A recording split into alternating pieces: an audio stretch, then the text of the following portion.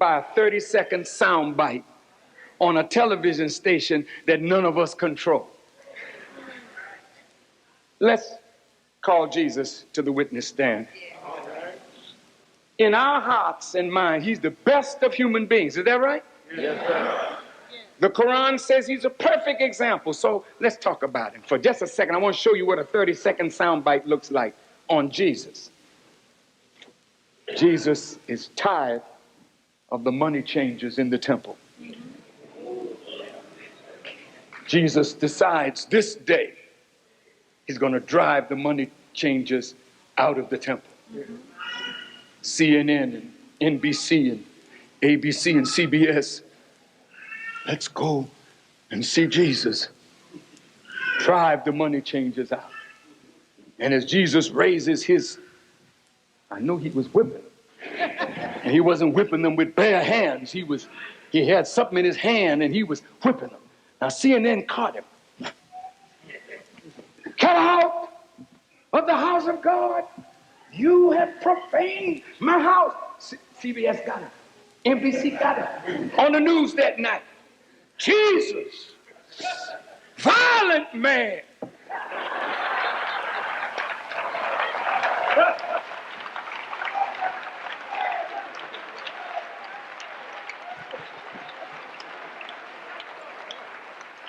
There's no context here. You don't see Jesus before or after. Now I'm presenting the world the Jesus that I want to present. He's a violent man driving people out that just want to make a living. You can sweeten it up. You know how you fix things. You know you spend dollars. All right. Jesus speaking to the people. C-SPAN is there. CNN is there. ABC, NBC, CBS. And Jesus says, think not that I come to bring peace, nay, a sword. I come to set the mother-in-law at variance against the daughter-in-law and the son-in-law at variance against the father-in-law, and they of a man's household will be his worst enemies. 30 seconds. That was less than 30 seconds. CBS News tonight. Ladies and gentlemen, we just heard from Jesus, the warmonger. Here's a man that don't want peace. He's coming with a sword. You in the audience, you don't know Jesus. You never met Peter. You never met James or John or Luke. You don't know none of the disciples. You're trying to get some idea of what Jesus is doing, but you're getting it from the media.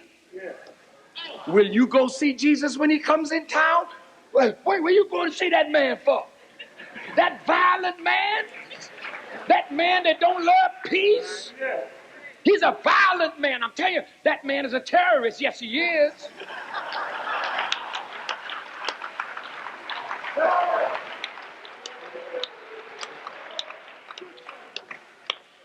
"30-second sound bite. Jesus talking. You are not my disciple unless you first can hate your mother, your father, your sister, your brother, yea, even your own life for my sake, then you're not worthy of me." That night on the news. That Jesus, he's a hate teacher like I've never heard. He wants people to hate their mothers, their fathers, their sisters, their brothers, and hate even their own life. Oh, I would never go near a man like that, would you? See? That's how news media can manage to manipulate your minds. You heard me today. I've been speaking to you for 1 hour and 10 minutes. You ain't heard no hate yet. You just heard passion, truth. That'll begin to open your eyes and wake up your mind. That's what the rulers of this world don't want.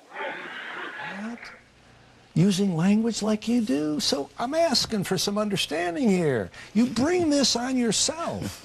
Sir, if I took the New Testament and took Jesus, the greatest human being in the eyes of Christians that ever lived, I could take Jesus with the scriptures and give him a sound bite and make him look anti-Semitic?